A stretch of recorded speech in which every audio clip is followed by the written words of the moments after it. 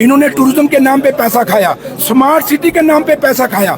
जम्मू शहर में जिसमें ये बात करते हैं, मैं कश्मीर तो आप सब जानते हैं, मैं जम्मू में इनको बताता हूँ कि बताओ जम्मू में इतने टोल प्लाजे क्यों लगे भैया? जवाब दो।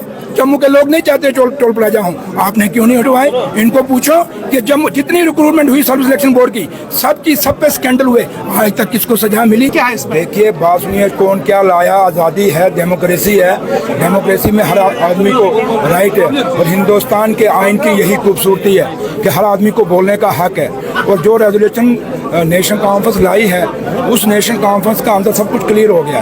अब उसके बाद कौन क्या करता है उसका हमें लेना देना नहीं है। लेकिन मैं एक चीज़ आपको कहूँगा कि जो आज बीजेपी हम चाहते हैं हाउस चले, क्योंकि जब यहाँ पे जम्मू कश्मीर का स्पेशल स्टेटस तोड़ा गया, उसमें सिर्फ एक आदमी से साइन करवाए गए और ये तोड़ा गया।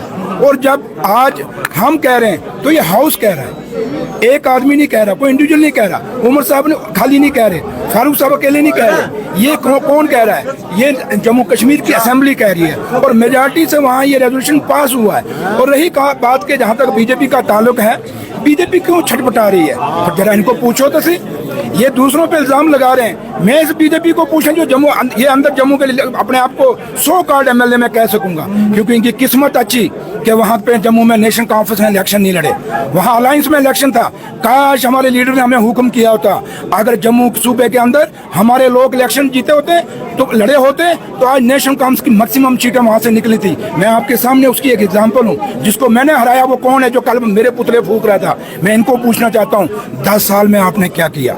10 साल में आपने जम्मू के साथ धोखा किया, जम्मू के लोगों का धोखा किया, जम्मू कश्मीर का तो किया ही किया। जिस जम्मू की ये बात करें मैं उस पर जवाब दे रहा हूँ आपको। ये जम्मू के साथ इन्होंने धोखा किया। 10 साल में इन्होंने क्या किया? जहाँ पे बजरी का रेट का अपना और उनसे उनको बाहर निकाल के इनके बाहर के लोगों को इंडस्ट्री के अंदर जमीनें दिलाई। इंडस्ट्री में बहुत बड़े स्कैंडल इनके हैं। इन्होंने टूरिज्म के नाम पे पैसा खाया, स्मार्ट सिटी के नाम पे पैसा खाया। जम्मू शहर में जिसमें ये बात करते हैं, मैं कश्मीर तो आप सब जानते हैं, मैं जम्मू में इनको बताता हूँ कि बताओ जम्मू में इतने टोल प्लाजे क्यों लगे भैया? जवाब दो। जम्मू के लोग नहीं चाहते टोल प्लाजा हो, आपने क्यों नहीं हटवाए? इनको पूछो कि जम्मू जितनी रिक्रूटमेंट हुई सर्विस सिलेक्शन बोर्ड की, सब पे स्कैंडल हुए, आज तक किसको सजा मिली? क्यों नहीं सजा मिली? कभी इस पे ये बोले? 10 साल में मैं मुबारकबाद देता हूँ अपने लीडर फारूक अब्दुल्ला साहब और उमर अब्दुल्ला साहब को, जिन्होंने 10 साल बाद बीजेपी को सड़कों पे उतारा, वरना ये सड़कों पे आना ही भूल गए थे, ये मेज छपाना ही भूल गए थे। इनको पूछो जम्मू कश्मीर के इन 10 सालों में कितने लोग मिलिटेंसी में मारे गए? एक बार भी आपने जम्मू शहर बंद किया? एक बार भी आपने धरना दिया? जम्मू कश्मीर के अंदर और खासकर जम्मू के अंदर कितने बेरोजगार बच्चों ने बीजेपी के त्रिकुटाना ऑफिस के बाद नारे लगाए, डेली वेज उन्होंने लगाए। सुनिए, कभी बीजेपी सड़कों पे उतरी? कभी इस तरीका बोली? किसने रोका था भैया इनको?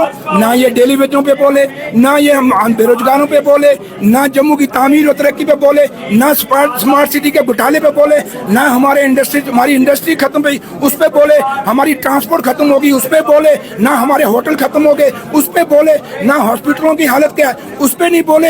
ये बोले तो बोले कहाँ? क्योंकि 370 के नाम पे इनका व्यापार चलता है, 370 के नाम पे इनकी माइनिंग चलती है, इनकी इंडस्ट्री के व्यापार चलते हैं, इनकी सब ठेकेदारियां चलती हैं। आज स्मार्ट सिटी जितने ठेकेदार बाहर के लोग आए, जितने बड़े प्रोजेक्ट हैं सब बाहर के लोग हैं। क्या जम्मू कश्मीर के बच्चों को बेरोजगारी मिल रही है? सेल्फ हेल्प ग्रुप जब उनको यहाँ से वो ठेकेदारी लेते थे इंजीनियर, उनको जब यहाँ से निकाला गया पीडब्ल्यू दफ्तर से, उनको काम करने से रोका गया। एक बार भी बीजेपी के लोग बोले? मजा तब था तब बोलते।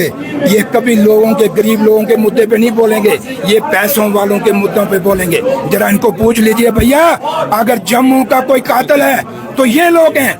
ये वोट का कभी हमारी तरह जमीन से उठ के वोट लेते तो इनको पता होता कि जमीन पे आखिरी कोने में जो बैठा हुआ आदमी उसकी डिमांड क्या है। ये सिर्फ मोदी साहब के नाम पे जीत के आते, मोदी साहब के नाम पे जीत के आते हैं। जिस दिन ये लोगों से जीत के आएंगे उस दिन इनको पता लगा जो सुरेंद्र चौधरी बोल रहा है वो सही बोल रहा है। ये कहते हैं जम्मू में सुरेंद्र चौधरी जयचंद है, गद्दार है। सही जम्मू का कोई जयचंद कोई गद्दार है तो ये 28 के 28 जो आए हुए हैं ये है जयचंद और गद्दार। शुक्रिया।